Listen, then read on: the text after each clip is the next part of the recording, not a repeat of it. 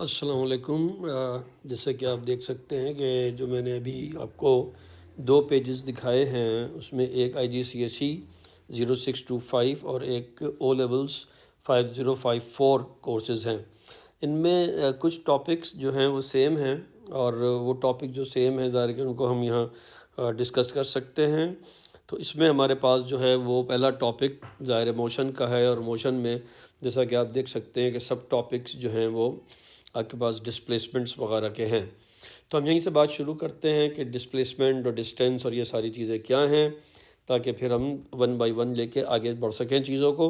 और इसके बाद फिर इंशाल्लाह आप जो है वो इसके क्वेश्चंस भी देखेंगे जो मैंने पास पेपर्स इसी तरह से सॉल्व किए हैं कि पहले मोशन के जो है वो क्वेश्चन सॉल्व कर दिए जाएँ और फिर इसी तरीके से मुख्तलिफ जो है वो जो टॉपिक्स हैं उनके टॉपिक वाइज क्वेश्चन सॉल्व करते चले जाएं। तो कुछ को ज़ाहिर है कि जो हमारे पास टॉपिक्स हैं उन्हें समझने के लिए पहले ज़ाहिर है उनकी थ्योरी की बात की जाए। तो व्हाट इज़ द डिस्टेंस, तो हमें दो तीन चीज़ें इस टर्म के मुताल्लिक़ पता होनी चाहिए। First of all is the definition, the total length covered by a body, total length covered by a body is called distance. यानी मिसाल के तौर पर फर्स्ट कीजिए कि अगर आप पॉइंट ए से यहाँ से शुरू करते हैं अपनी ट्रैवलिंग, सपोज़ पॉइंट बी पे जाते हैं, 5 मीटर का डिस्टेंस कवर करते हैं और उसके बाद पॉइंट बी से पॉइंट सी पे जाते हैं, 6 मीटर का डिस्टेंस कवर करते हैं और उसके बाद सी से डी पे जाते हैं तो 7 मीटर का डिस्टेंस कवर करते हैं। तो टोटल डिस्टेंस जो है वो आपके पास इस तरह से लिखा जा सकता है कि AB plus BC plus CD 5 6 7 जो आपके पास जो है वो 18 मीटर आ रहा है। तो this is the distance covered, total length covered. अब बहुत ही सिंपल सी एक चीज़ कि हमारे पास जो इसका यूनिट है डिस्टेंस का वो मीटर है और उसको हम m से रिप्रेजेंट करते हैं। तो this is very important and simple. Then we have a term displacement. The definition of displacement is very simple again, the shortest distance in a specific direction. तो जब हमारे पास जो भी हमने ट्रैवलिंग की है उसका जो शॉर्टेस्ट डिस्टेंस है या जो उसकी शॉर्टेस्ट लेंथ है या शॉर्टेस्ट डिस्टेंस कवर्ड है वो आपके पास जो है वो डिस्प्लेसमेंट कहलाता है। अच्छा, इसका भी जाहिर है कि हम यूनिट की बात करेंगे तो इसका भी जो यूनिट है वो मीटर ही है और जो है वो बेसिकली अगर आप देखें तो बाय नेचर चाहे वो डिस्टेंस हो और चाहे वो डिस्प्लेसमेंट हो दोनों लेंथ्स हैं। तो ये चीज़ हमें यहाँ से भी पता चलती है कि दोनों का यूनिट जो है वो ऑब्वियसली वही होगा जो लेंथ का यूनिट है और वो मीटर है। इसमें एक बात हम कहते चलें कि हमारे पास जो डिस्टेंस है वो एक स्केलर क्वांटिटी है, यानी उसको समझने के लिए हमें किसी जो है वो डायरेक्शन की ज़रूरत नहीं होती, सिर्फ मैग्नीट्यूड उसका पता हो। जैसे यहाँ हमें पता था कि 18 मीटर, तो हमने कहा कि या 5 मीटर या 6 मीटर, तो हमारे पास क्या चीज़ मौजूद है, एक वैल्यू मौजूद है मसलन 6 और उसका यूनिट मौजूद है। तो हमें बात क्लियर समझ में आ रही है कि भाई ये डिस्टेंस की बात हो रही है। But as far as the displacement is concerned, displacement is a vector quantity. और जैसा कि अभी हमने ये एग्जांपल देखी तो इसमें हम पॉइंट ए से पॉइंट बी पे, पॉइंट बी से पॉइंट सी से पर और पॉइंट सी से पॉइंट डी पर गए हैं, लेकिन जो बुनियादी चीज़ है वो ये है कि जो शॉर्टेस्ट डिस्टेंस है पॉइंट ए का और पॉइंट डी का वो क्या है, तो वो आपके पास ये डिस्टेंस है जिसको आप AD लिखेंगे और जाहिर है कि ये एक पर्टिकुलर डायरेक्शन में है। तो यहाँ पर आपके पास जो है वो जो शॉर्टेस्ट डिस्टेंस है वो आप जाहिर है कि मेजर करेंगे। हम उसको कोई इस तरह से तो मेजर नहीं कर रहे, मैंने एग्जांपल के तौर पर लिखा हुआ है कि ये 9 मीटर अगर आपके पास आ रहा है तो दिस इज़ द डिस्प्लेसमेंट। अब इसमें ये भी एक बड़ी इम्पॉर्टेंट बात समझने की है कि अगर मिसाल के तौर पर आप यहाँ से ट्रैवलिंग शुरू करते हैं, पॉइंट ए से पॉइंट बी पर जाते हैं, पॉइंट बी से पॉइंट सी पर जाते हैं, सी से कहीं डी पर जाते हैं और डी से वापस आ जाते हैं पॉइंट ए पर, तो हुआ यह है कि आपके पास जो डिस्प्लेसमेंट है और जो डिस्टेंस है वो बहुत ही यहाँ पे भी ज़्यादा डिफरेंस था इस एग्जाम्पल में भी, एग्जाम्पल 1 जिसको आप कह सकते हैं, लेकिन एग्जाम्पल 2 में एक बहुत ही स्पेसिफिक चीज़ यहाँ पर आपको मेंशन करना ज़रूरी है और वो क्या है कि यहाँ आपको साफ तौर पर ये दिख रहा है कि आप जिस पॉइंट से चले थे उसी पॉइंट पर वापस आ गए, घूम घाम कर उसी पॉइंट पर वापस आ गए। तो there is no short distance between A and your final destination. Your final destination is also A, so there is no displacement. अब यहाँ जैसा मैंने पहले लिखा हुआ, मसलन ये 5 मीटर, ये 6 मीटर, ये आपके पास मसलन 7 मीटर, ये 9 मीटर, इन सबको आप ऐड करें तो डिस्टेंस कवर्ड तो हो रहा है, लेकिन अल्टीमेटली आप वहीं पहुंच गए हैं जहां पर आप थे। तो इसका मतलब यह है कि आपके पास जो डिस्प्लेसमेंट है वो ज़ीरो है इस वाले एग्जाम्पल में। तो this is very important to understand and you must be able to differentiate between distance and displacement. फिर आगे बढ़ें तो इसी से रिलेटेड एक और टर्म जो आती है वो है स्पीड। और स्पीड क्या है? तो सिंपली अगेन उसी तरीके से जिस तरह मैंने भी आपसे कहा कि आप डिफाइन करेंगे सबसे पहले तो distance covered per unit time. Distance covered per unit time, एक बॉडी जो है वो यहाँ से मूव करती है और मूव कर कर वो किसी जो है वो एक दूसरे पॉइंट पर चली जाती है। मसलन ये पॉइंट ए है, ये पॉइंट बी है, तो हुआ क्या है कि इसने कोई लेंथ कवर की है, यानी कोई डिस्टेंस कवर किया है। वो डिस्टेंस ये है, ठीक है, और ज़ाहिर है कि उसकी कोई वैल्यू होगी यकीनन। ये डिस्टेंस जितने टाइम में कवर हुआ वो आपके पास क्या कहलाएगा? स्पीड कहलाएगी। तो distance covered per unit time, ये आपके पास डेफिनेशन है सिंपल सी। इसी डेफिनेशन को अगर आप आगे बढ़ा दें तो आपके पास इक्वेशन आ जाएगी इसकी। अगर आपने जो है वो क्या किया, वेलोसिटी सॉरी वी से आपने स्पीड को, S distance covered and T is the time taken to cover the distance, अगर ये आपने सिंबल्स यूज़ किए हैं तो फिर आप स्पीड के लिए एक सिंपल फार्मूला लिख सकते हैं जो कि ये है v is equal to S over T. Distance obviously S per unit time, ये जो स्लैश है ये ऑब्वियसली आपको पता ही है, पर का कॉन्सेप्ट है, यानी ये बेसिकली रेट है। तो rate of change of distance भी लिखा जा सकता है इसको। तो आप इसे ये भी लिख सकते हैं कि the rate of change of distance. तो ये दोनों डेफिनेशंस बिल्कुल सही हैं। एक में आपने टर्म यूज़ कर ली है रेट की, और वो यहाँ पर जब आप पर यूनिट टाइम कहते हैं तो इसका मतलब यही होता है कि आप रेट की बात कर रहे हैं। ये रेट वो नहीं है कि हमारे पास कपड़े का रेट क्या है या शक्कर का रेट क्या है, बल्कि ये रेट है रेशो।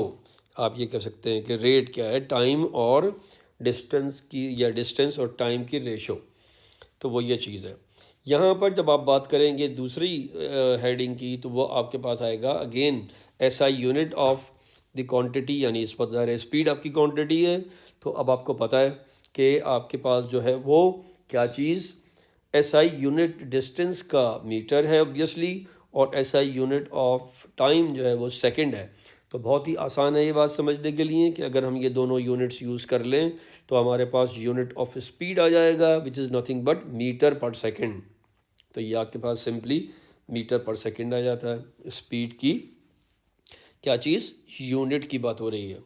उसके बाद हम नॉर्मली होता ये है कि जैसे मैंने यहाँ लिख भी दिया है कि in most of the cases the speed varies during a journey, यानी अगर आप कहीं कोई ट्रैवलिंग कर रहे हैं तो आप जो है वो थ्रू आउट एक ही स्पीड से मूव नहीं करते रहते। अगर आप मिसाल के तौर पर घर से स्कूल जा रहे हैं तो पता ये चला कि आप जो है वो मिसाल के तौर पर आपसे कोई पूछे कि भाई किस स्पीड से आए, तो आपने कहा कि जी मैं मिसाल के तौर पर जो है वो 20 मीटर पर सेकंड से मूव करता हुआ आया हूँ। तो ये 20 मीटर पर सेकंड जो स्पीड है वो असल में आपने क्या स्पीड बताई है? क्या आपकी थ्रू आउट यही स्पीड रही थी? जो यकीनन नहीं रही थी। कहीं आप रुक गए, सिग्नल आ गया सामने, आप रुक गए, कहीं आपकी स्पीड इससे बढ़ गई, कहीं कम हो गई।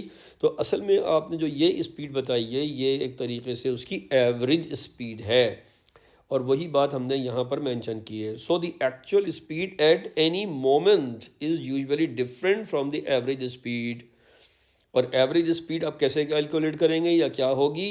तो आपने कहा एवरेज स्पीड के लिए हम टोटल डिस्टेंस को टोटल टाइम से डिवाइड करेंगे, टोटल डिस्टेंस को टोटल टाइम से डिवाइड करेंगे। मिसाल के तौर पर जिस तरह मैंने आपको एक एग्जांपल मेंशन करके दी है कि if a car moves 0.4 metre in 0.01 second then the average speed will be, तो आपके पास जो टोटल डिस्टेंस था वो क्या है? तो 0.45 मीटर है, और जो टोटल टाइम इसमें कंज्यूम हुआ वो क्या है? 0.01। So when you will use these values over here what you are getting 45 metre per second, 45 metre per second. तो ये आपके पास जो है वो क्या चीज़ आ रही है? एवरेज स्पीड आ रही है, एवरेज स्पीड। ठीक है, तो दिस इज़ वेरी इंपॉर्टेंट। अच्छा, यहाँ पर एक और बात भी जो है वो हम ज़ाहिर मेंशन कर सकते हैं कि चूँकि, और करनी चाहिए मेरे ख्याल से, कि चूँकि हमारे पास जो यहाँ हमने कंसीडर किया है डिस्टेंस है, ये आपके पास टाइम है, तो आपके पास जो इस वक्त स्पीड का जो कॉन्सेप्ट है वो बग़ैर किसी डायरेक्शन के है। इसका मतलब ये कि हम यहाँ लिख सकते हैं कि speed is a scalar quantity, speed is a scalar quantity, यानी इसको समझने और जानने के लिए हमें किसी डायरेक्शन की ज़रूरत नहीं है। तो ये आ गई। इसी से आगे बढ़ें अगर आप, तो जिस तरह आपने शुरू में देखा कि आपने बात किस चीज़ की यहाँ पर डिस्टेंस और डिस्प्लेसमेंट की, तो rate of change of distance जो है इसको आपने मेंशन किया कि वो स्पीड है। तो इसी तरीके से अगर आप डिस्प्लेसमेंट की बात करते हैं तो rate of change of displacement भी ज़ाहिर कुछ ना कुछ होगा, और उसको आप वेलोसिटी ऑफ द बॉडी कहते हैं। तो इसको अब हम डिस्कस कर लेते हैं। और यहाँ जो हमने उसको डिस्कस किया है कि वेलोसिटी क्या है, तो जैसे मैंने भी आपको बताया कि यहाँ हम क्या लिख रहे हैं? Rate of change of displacement या displacement per unit time of a body. तो जिस तरह हमने पहले किया था कि the distance covered per unit time, अब यहाँ डिस्प्लेसमेंट पर यूनिट टाइम है, और वहाँ rate of change of distance था, तो यहाँ rate of change of displacement है। और बहुत सिंपल सी चीज़ कि आपके पास जो वेलोसिटी है उसको अगर आप इक्वेशन लिखना चाहें उसकी लिए, तो बिल्कुल इसी तरीके से जिस तरह आपने पहले रिप्रेजेंट किया था, और यहाँ रिप्रेजेंटेशन भी उसकी वही है सारी की सारी। सिर्फ फ़र्क यह है कि यहाँ पर जो हमने एस यूज़ किया है वो डिस्प्लेसमेंट के लिए किया है, वी जो है वो वेलोसिटी है, और टाइम ज़ाहिर है वही टाइम है जिसमें बॉडी ने कुछ डिस्टेंस कवर किया है। और ज़ाहिर है कि जैसे हम पहले बात कर चुके हैं कि हमारे पास चूँकि डिस्प्लेसमेंट और टाइम ऑब्वियसली बाय नेचर वही हैं, जो डिस्टेंस और टाइम हम पहले डिस्कस कर चुके हैं। तो जो हमारे पास यूनिट है वेलोसिटी का, एसआई यूनिट जिसको आप कहें, वो वही है जो स्पीड का है, यानी मीटर पर सेकेंड। तो be careful, there is no difference between the unit of speed and velocity, both are same, metre per second. ज़ाहिर है आप इसको जब कन्वर्ट करते हैं मुख्तलिफ यूनिट्स में तो वो किलोमीटर पर आवर या कोई भी और यूनिट हो सकता है, लेकिन एसआई यूनिट की अगर आप बात करें तो वो मीटर पर सेकेंड है। अब कुछ बातें जो यहाँ पे ज़रा नोट करने की ज़रूरत है वो ये है कि वेलोसिटी बेसिकली जो है वो क्या है? वो स्पीड है किसी गिवन डायरेक्शन में। यानी आप ये कह सकते हैं कि हमारे पास जो वेलोसिटी की का जो मैग्नीट्यूड है या वैल्यू है वो बेसिकली स्पीड को रिप्रेजेंट कर रही है, और ज़ाहिर डायरेक्शन उसकी अगर आप मेंशन करेंगे तो फिर आपके पास जो है वो एक कंप्लीट सूरत हाल बनेगी वेलोसिटी की। तो वेलोसिटी में आपके पास जो है वो क्या है? डायरेक्शन भी है और ज़ाहिर मैग्नीट्यूड भी है। तो इसका मतलब यह है कि जो आपके पास वेलोसिटी है वो एक वेक्टर क्वांटिटी है। तो इसका ख्याल रखिए कि जब भी वेलोसिटी का तस्करा आएगा उसका एडिशन या सब्ट्रैक्शन होगी तो हमें इस बात का ख्याल रखना है कि velocity is a vector quantity, और फिर उसकी डायरेक्शन को ज़ाहिर मेंशन करना ज़रूरी हो जाता है। उसके बाद आप देखें तो पता चलेगा आपको कि कुछ चीज़ें हम यहाँ पे मेंशन कर रहे हैं वेलोसिटी के हवाले से, उसको याद रखने की ज़रूरत है। यानी मिसाल के तौर पर पहले तो एक मैंने यहाँ पे एग्जांपल मेंशन कर दी है, और वो एग्जांपल ये है कि a cyclist might have a velocity of 20 metre per second due east. तो इसमें आपके पास क्या है कि 20 metre per second is the magnitude of the velocity, जो कि ज़ाहिर है कि आप कह सकते हैं कि एक तरीके से उसकी स्पीड है, and the direction is due east. कहाँ जा रहा है वो? ईस्ट में जा रहा है। तो पहली चीज़ तो ये है। अब आप अगर चाहें कि इसकी वेलोसिटी को आप जो है वो शो करें या बताएं, तो कैसे शो करेंगे उसको? कि आप पेपर पर ज़ाहिर है कि एक एरो जो है वो ड्रॉ करेंगे, और ये एरो जो है वो आपको बताएगा कि आपके पास जो है वो वैल्यू क्या है, यानी एरो की जो लेंथ है, जैसे मैंने यहाँ मेंशन किया कि length of the arrow will give you the और will represent the magnitude of the velocity according to the appropriate scale. इसका क्या मतलब है कि आपने जो ये लाइन बनाई है वो ज़ाहिर है कि कोई मीटर पर सेकंड में लाइन थोड़ी ड्रॉ की जाती है, तो आपने स्केल बनाना है, स्केल मेंशन करना है कि भाई मेरा स्केल जो है मिसाल के तौर पर वो ये है कि 5 metre per second is equal to 1 centimetre. तो चूंकि यहाँ 20 मीटर पर सेकंड की बात हो रही है, तो इसका मतलब ये है कि आपको यहाँ पर जो लाइन ड्रॉ करनी है, यानी 20 मीटर पर सेकंड जो है वो दरअसल कितनी लेंथ के बराबर है? तो आपने कहा कि वो 4 सेंटीमीटर के बराबर है। तो इसका मतलब ये है कि जो आप यहाँ एरो ड्रॉ कर रहे हैं, उस एरो की जो लेंथ है वो कितनी है? 4 सेंटीमीटर है, जो रिप्रेजेंट कर रही है किस चीज़ को? तो आपने कहा वो रिप्रेजेंट कर रही है 20 मीटर पर सेकंड को। तो एक तो चीज़ ये है। Second thing is the arrow head. Arrow head will be in the direction of the velocity. तो इस केस में चूंकि आपके पास ऑब्वियसली वेलोसिटी ईस्ट या ड्यू ईस्ट मेंशन की गई है, तो आपको डायरेक्शन इंडिकेटर यहाँ एक बना देना है, और आप कहेंगे कि जी मैंने जो कुछ भी यहाँ ड्रॉ किया है वो इस डायरेक्शन इंडिकेटर के लिहाज से किया है। और जाहिर है जैसे मैंने भी आपसे कहा कि इसके लिहाज से किया है, यानी with respect to this direction indicator you have drawn this arrow, और you will draw this arrow because you are sitting somewhere else, your copy checker और examiner is sitting somewhere else, so you may have different directions. तो आपने east किस direction को लिया है, आपका examiner जो है वो कौन सी ईस्ट में बैठा हुआ है, तो इसके लिए ज़रूरी है कि आप एक डायरेक्शन इंडिकेटर बना दें।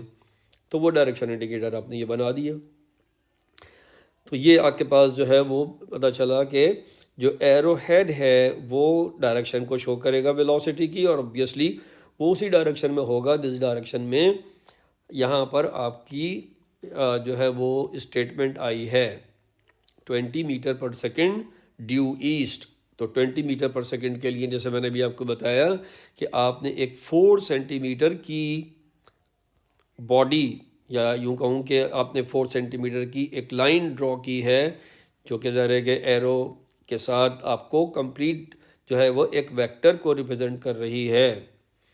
अच्छा, इसमें चूंकि जैसा मैंने भी आपसे कहा कि वे जो वेलोसिटी है वो एक वेक्टर क्वांटिटी है, तो उसके लिए फिर आपको जो है वो डायरेक्शन भी ज़ाहिर मेंशन करनी है। अब उसमें अगर आप एक स्ट्रेट लाइन में मूव कर रहे हैं, एक बॉडी जो है वो जैसे मैंने आपको बताया कि अगर एक स्ट्रेट लाइन में मूव कर रही है, तो क्या होगा कि आप ओरिजिन के लिहाज से, यानी अगर आप मिसाल के तौर पर आपने कहा कि जी मैं यहाँ पर स्टैंड है किए हुए हूँ, तो ये मेरा ओरिजिनल पॉइंट है, तो पता ये चला कि इसके राइट साइड पर मैंने पॉजिटिव लिया है और इसके लेफ़्ट साइड पर जो है मैंने नेगेटिव लिया है।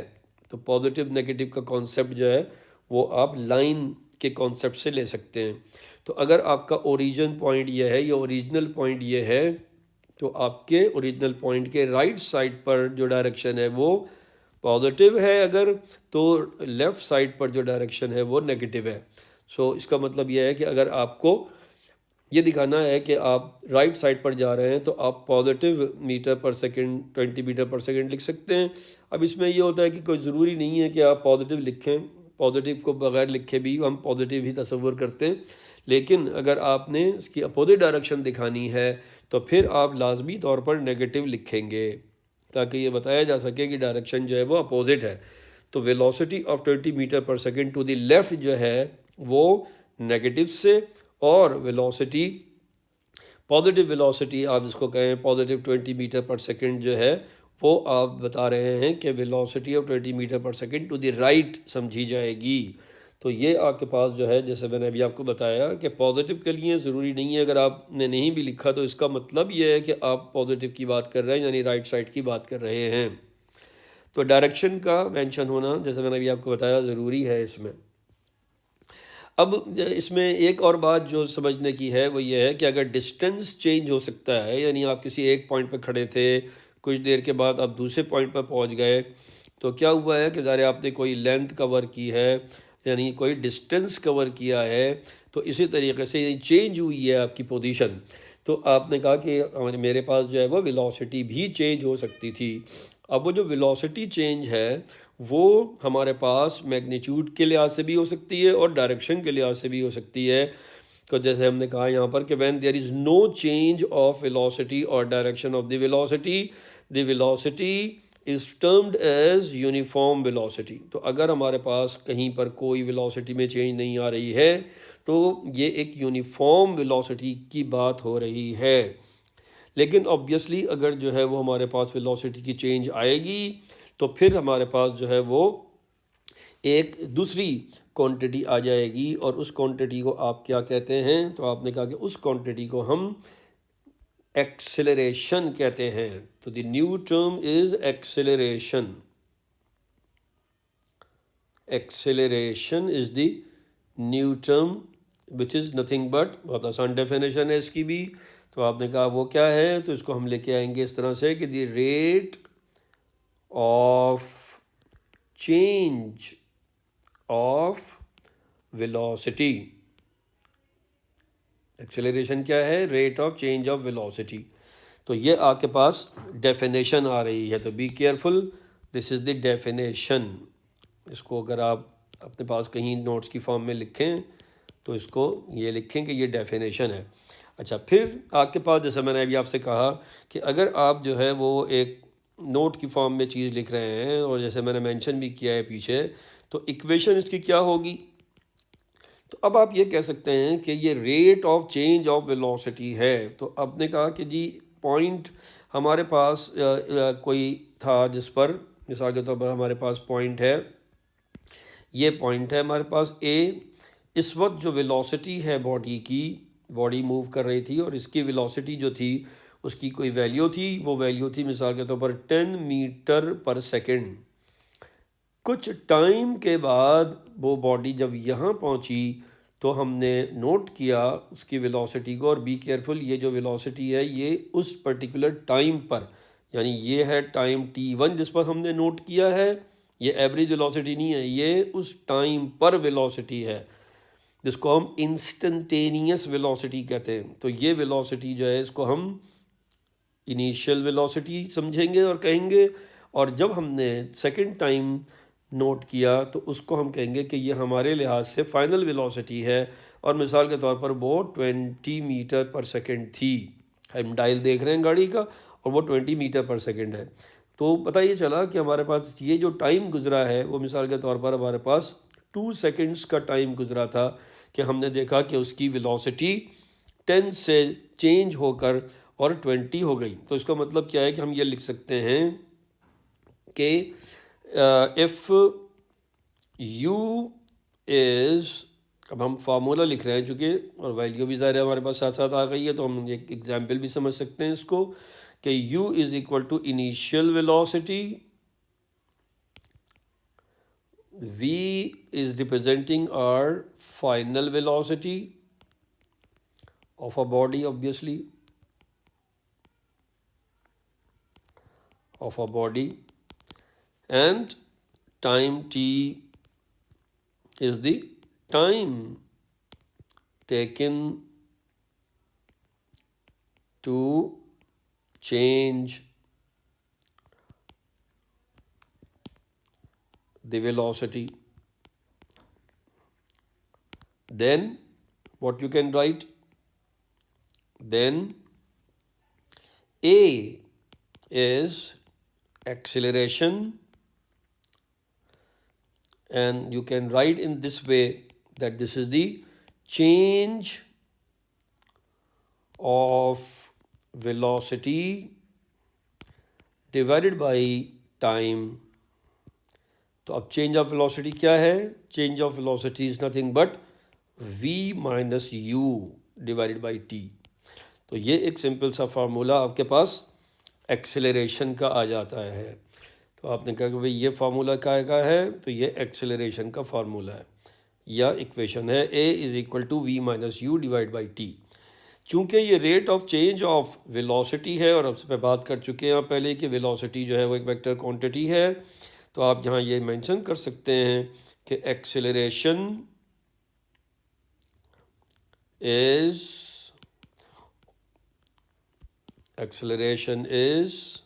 अ वेक्टर क्वांटिटी। और जाहिर है कि इसका कोई ना कोई डायरेक्शन होगी, कोई ना कोई इसकी मैग्नीट्यूड होगी।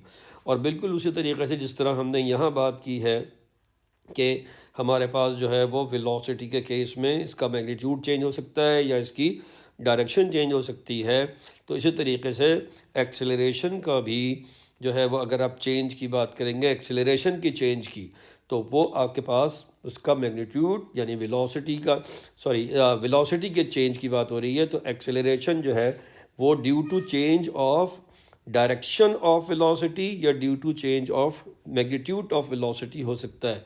जैसे मैंने भी आपसे कहा कि अगर आप जो है वो यहाँ पर बात करेंगे कि कोई चेंज नहीं है, ना उसके मैग्नीट्यूड में चेंज है और ना उसकी डायरेक्शन में चेंज है, तो वेलोसिटी क्या है? यूनिफॉर्म वेलोसिटी है। लेकिन अगर आप कहें कि बॉडी की वेलोसिटी यूनिफॉर्म नहीं रही, तो इसका मतलब क्या है? इसका मतलब ये है कि या तो उसका मैग्नीट्यूड चेंज हो गया है और या उसकी डायरेक्शन चेंज हो गई है, या दोनों चेंज हो सकते हैं। तो उस वक्त फिर आपके पास जो एक क्वांटिटी डेवलप हुई वो एक्सेलरेशन है। तो यहाँ पर एक्सेलरेशन जो है वो, जैसे मैंने आपसे कहा कि acceleration may be due to change of magnitude of the velocity, यानी इसका मैग्नीट्यूड चेंज हो जाए, और due to change of direction of velocity और both, यानी मैग्नीट्यूड भी चेंज हो रहा है और डायरेक्शन भी चेंज हो रही है, तो आपके पास जो है वो एक्सेलरेशन प्रोड्यूस होगा। अब इसमें एक और चीज़ जो हम सिर्फ यहाँ पर ऐड करना चाहेंगे वो ये है कि अगर आपके पास क्या हो रहा है कि when the final velocity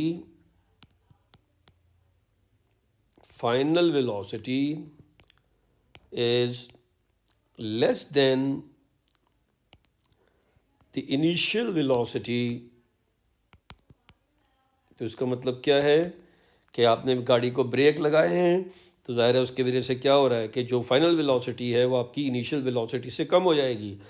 तो उस दौरान में एक्सेलरेशन प्रोड्यूस नहीं हो रहा, बल्कि आप कह सकते हैं नेगेटिव एक्सेलरेशन प्रोड्यूस हो रहा है। तो हम कहेंगे कि when the final velocity is less than the initial velocity, then the body is said to be in deceleration। यानी क्या मतलब है कि हमारे पास डिसेलरेशन, एक था एक्सेलरेशन, अब एक है डिसेलरेशन। डिसेलरेशन का मतलब क्या है? नेगेटिव एक्सेलरेशन, यानी बॉडी आहिस्ता आहिस्ता डिक्रीज हो रही है उसकी वेलोसिटी। तो हम क्या कह सकते हैं यहाँ पर? हम ये कह सकते हैं कि दी डिसेलरेशन,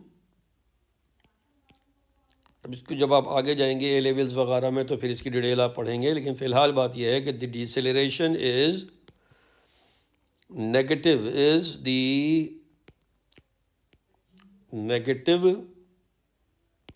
एक्सेलरेशन। फ़िलहाल आप इसको यूँ समझ सकते हैं कि जब आपके पास नेगेटिव आ रहा होगा एक्सेलरेशन के साथ, तो उस वक्त आप कहेंगे कि आपके पास जो बॉडी है वो डीसेलरेट हो रही है। जैसे मैंने अभी आपको ऊपर एग्जांपल दी, तो अगर आपके पास जो वैल्यू है एग्जांपल के लिहाज से, वो अभी आपने देखा कि जो इनिशियल वेलोसिटी थी वो थी आपके पास 10 मीटर पर सेकंड, और जो फाइनल वेलोसिटी थी वो थी आपके पास जो है वो 20 मीटर पर सेकंड, और जो टाइम इस दौरान में कंज्यूम हुआ था वो अब तक आ गया था कि 2 सेकेंड्स हैं। तो जब आप इसकी वैल्यू यानी इक्वेशन से हेल्प लेते हुए ए की वैल्यू कैलकुलेट कर रहे हैं, तो ऑब्वियसली आपके पास जो वैल्यू आ रही है वो 20 माइनस 10 डिवाइडेड बाई 2 आ रही है, यानी 10 डिवाइडेड बाई 2, तो ये आपके पास जो है वो 5 मीटर पर सेकंड स्क्वायर आ रहा है एक। और इसी तरीके से अगर आपकी जो वैल्यूज़ हैं वो इसके अदरवाइज़ हो जाएं, यानी आप ये कहें कि हमारे पास जो इनिशियल वेलोसिटी है वो 20 मीटर पर सेकंड थी, और जो फाइनल वेलोसिटी हमने ऑब्ज़र्व की वो 10 मीटर पर सेकंड थी। टाइम वही है, ऑब्वियसली टाइम के नेगेटिव होने का कोई सेंस नहीं है। तो उस वक्त जब आपके पास एक आप कैलकुलेशन करेंगे तो ए की value -5 metre per second square आएगी। तो ये जो नेगेटिव है ये क्या शो कर रहा है कि ये डीसेलरेशन की बात की जा रही है। ए is -5 metre per second square shows deceleration. तो एक तो ये जहन में रखिए। यहाँ पर जैसे मैंने अभी आपको बताया कि जब आप यूनिट लिख रहे हैं तो जाहिर है कि यहाँ पर आपके पास यूनिट जो है एक्सेलरेशन का वो कैसे आ रहा है। ज़ाहिर है ऑब्वियसली एसआई यूनिट की बात हो रही है। एसआई यूनिट ऑफ ए मैंने ऊपर मेंशन किया है, तो वो कैसे आया। तो आपने कहा कि हमारे पास जो वैल्यू थी या जो यूनिट था किस चीज़ का, वेलोसिटी का, वो क्या है। तो यूनिट ऑफ वेलोसिटी, ज़ाहिर है कि जो वेलोसिटी इनिशियल वेलोसिटी है बाय नेचर वही फाइनल वेलोसिटी है, तो दोनों का डिफरेंस का यूनिट और उसका अपना यूनिट यानी वेलोसिटी का यूनिट और चेंज ऑफ वेलोसिटी का यूनिट एक ही है, यानी मीटर पर सेकंड। और ज़ाहिर अगर आप ये देख रहे हैं कि ये मीटर पर सेकंड है, इसको आपने सेकंड से फर्दर डिवाइड किया क्योंकि ये सेकंड का यूनिट है, तो ये मीटर पर सेकंड स्क्वायर आ रहा है जो मैंने यहाँ पर मेंशन किया। तो ये कुछ चीज़ें हैं जो आपको याद रखनी हैं कि आपके पास एक्सेलरेशन एक वेक्टर क्वांटिटी है, और इसके जो वेलोसिटी का जो मैग्नीट्यूड है वो भी चेंज हो सकता है, या डायरेक्शन चेंज हो सकती है, या दोनों चेंज हो सकते हैं, और उसकी वजह से फिर एक्सेलरेशन प्रोड्यूस होगा। ये जैसे मैंने आपसे अभी कहा कि ये जो टॉपिक है ये आपके IGCSE में भी और आपके ओ लेवल में भी कॉमन टॉपिक्स हैं। तो ये दोनों जो है वो आपके जो सिलेबस हैं उनमें काम आएगा। और इसको ये याद रखिए कि आपके पास जो डिस्कशन है वो हो रही है IGCSE और ओ लेवल्स की, और ये मुख्तलिफ़ वक्फ़ों में होती रहेगी इंशाल्लाह। आप इससे फ़ायदा उठाइए। ये अगर आप मेरे चैनल पर नए हैं तो इसको सब्सक्राइब कीजिए और इसको लाइक कीजिए और अपने दोस्तों से शेयर कीजिए ताकि दूसरे लोग भी इससे फ़ायदा उठा सकें। अगर कहीं आपको कोई डिफ़िकल्टी आती है तो इस पर ज़ाहिर कमेंट्स कीजिए, मालूम कीजिए मुझसे। और इससे रिलेटेड क्वेश्चंस जो हैं वो जैसे मैंने अभी भी आपको बताया कि वो हम सॉल्व कर रहे हैं। वो भी आपको दो बल्कि पार्ट में 2 पार्ट्स में you can see and you will find in the same YouTube channel. तो आप इसको जो है वो यहाँ पर यूज़ कीजिए, और इंशाल्लाह ये हम इसको अपलोड करते रहेंगे मुख्तलिफ़ लेक्चर्स, और साथ साथ जो आपके पास जो दीगर चीज़ें हैं वो भी आएंगी जो आपकी रिक्वायरमेंट्स हैं। अगर कोई नई हैं तो वो आप मुझे बताइए, और जो है वो मेहनत कीजिए। चीज़ें कोई मुश्किल नहीं होती ना आसान होती हैं, आपको टाइम देना पड़ता है हर चीज़ के लिए। और ये बात मैं पहले भी कह चुका हूँ कि बग़ैर टाइम दिए बग़ैर मेहनत किए कोई चीज़ हासिल नहीं की जा सकती। तो good luck for your hard work I can say, and good luck for your success. तो इसमें अटैच रहिए इसके साथ, और इंशाल्लाह आपको इस पे चीज़ें आपके मतलब की मिलती रहेंगी। और अगर आप इसको फॉलो करते रहेंगे तो आप at the end of the day बहुत अच्छे नंबर ला सकेंगे। तो टेक केयर, अल्लाह हाफ़िज़।